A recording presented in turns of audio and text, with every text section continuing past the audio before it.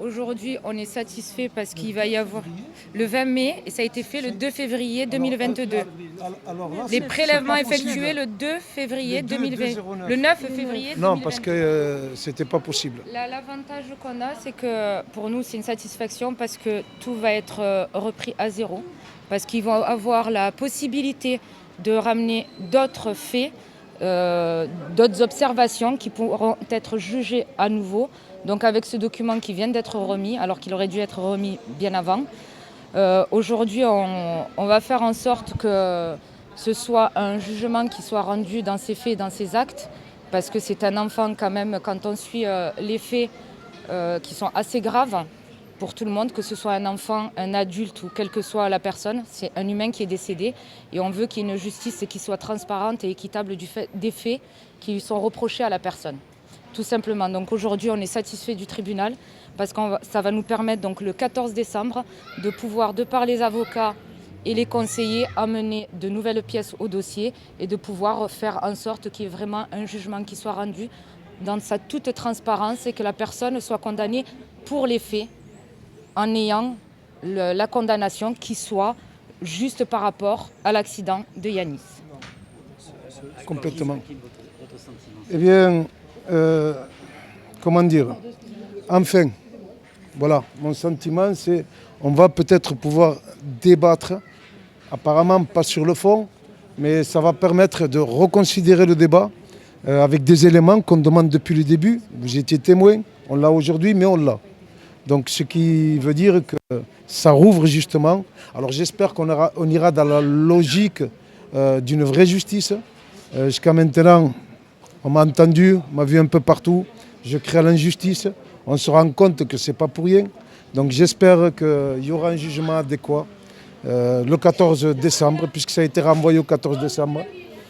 Pour le coup, mes avocats ne sont pas présents. Heureusement, personne qui est dans le droit voilà, a repris. Mais ils n'y croyaient pas non plus. Donc au vu et l'évolution depuis le mois de février, donc c'était dur à croire, eh bien je respire. Mais le 14 décembre, on ne refait pas le procès malgré tout. Non. En fait, c'est un complément. Complètement, c'est un complément d'enquête. Alors on ne va pas reprendre l'enquête, mais ça rouvre et on peut débattre. Alors j'espère, là mes avoués ne sont pas là pour m'expliquer en détail. Pour ma part, ce n'est pas jugé aujourd'hui sur la base de documents qui manqueraient, ça aurait laissé un goût trop amer.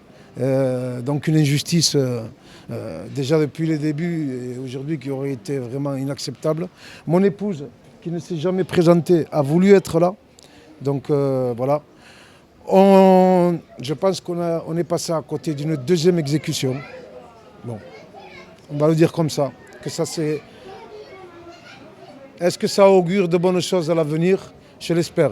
Donc pour le coup, aujourd'hui, je pense qu'on va reprendre sereinement le dossier et pouvoir à tête reposée reprendre donc, éventuellement les conclusions et voir ce qu'on peut amener au dossier. Il y a eu une mort d'enfant dans des conditions catastrophiques.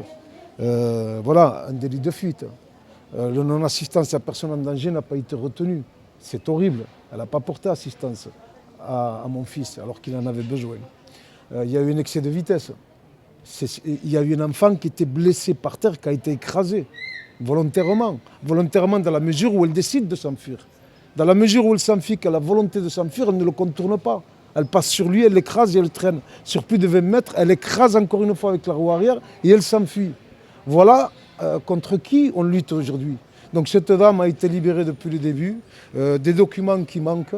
Un complément d'enquête. Alors je pense que c'est un peu le but aujourd'hui, puisqu'on nous donne la possibilité, donc à tête reposée, je reprends, de gérer, de voir avec les avocats. Et c'est un bon début. Hakim, est-ce que la conductrice vous a contacté depuis le procès en septembre? Non, c'est plus une surprise. Non. Écoutez, c'est simple. Elle était à 1 mètre de mon épouse. Elle n'a pas montré le moindre signe, alors encore aujourd'hui, ni avant, jamais d'excuses, jamais de mots de pardon, jamais de regrets. Au contraire, j'ai entendu la dernière audience, sa défense, qui fustigeait tout simplement mon fils en disant qu'il avait échappé à la vigilance de la mère, qu'il n'aurait pas dû être là où il était. D'après ce que je crois comprendre, c'est qu'il aurait coupé la route à madame qui est ici, donc Marie-Christine. Je ne dirai pas son nom de famille. Donc voilà, apparemment, le coupable, c'est celui qui est mort. Bon, j'espère qu'ils n'en ont pas tenu compte. Je préfère oublier ce passage. Non, on n'a pas eu de mot de regret, on n'a pas eu de pardon, on n'a pas eu rien.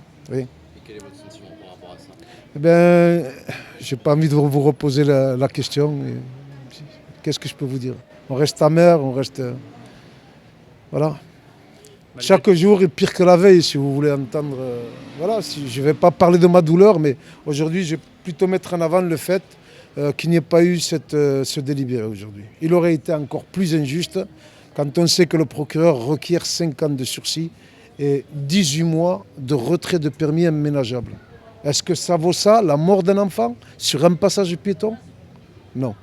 Donc voilà, c'est ce goût d'injustice que j'ai jusqu'à présent. Et là, vous avez l'impression qu'enfin la justice commence peut-être à vous entendre? Je vous invite à en redébattre le 14 septembre. Donc je ne peux pas faire de la parapsychologie, je ne suis pas devin. En tout cas, aujourd'hui, eh bien, si on peut parler de bataille, je crois qu'on a gagné une petite bataille. Voilà.